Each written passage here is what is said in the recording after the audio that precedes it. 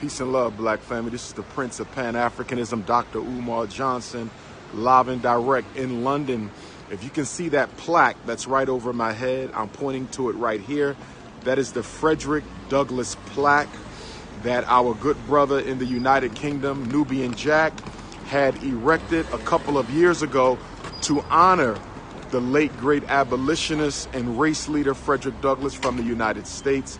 As you all know, I am a kinsman to the great Frederick Douglass. And on this residence right here, where you see me, he actually used to live during his London period. For those of you who are familiar with the history of Frederick Douglass, you know that in 1845, after publishing his first narrative, the narrative of the life of Frederick Douglass, wherein he named his slave master, he was forced to flee the United States to avoid capture. And he came here to London, where he spoke for nearly 2 years and lived. And during that time, a group of white abolitionists here in London raised money to purchase Frederick Douglass's freedom from the man who owned our family.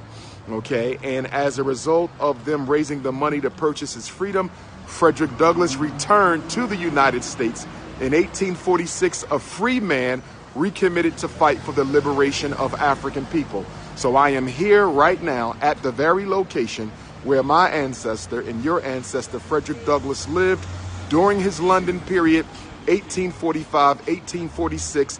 And what I admire so much about him, one of the many things that I admire so much about Frederick Douglass, is the fact that he was asked by the London abolitionists to stay here, to live in London, to not return to the United States of America, and he refused to do that. He refused to partake in his own freedom without the freedom of the 3 million enslaved Africans in America. So that was a sacrifice that he made, opting to return to the dangerous United States and continue the dangerous work of abolitionism in the United States, when he had a chance, in fact, to send for his family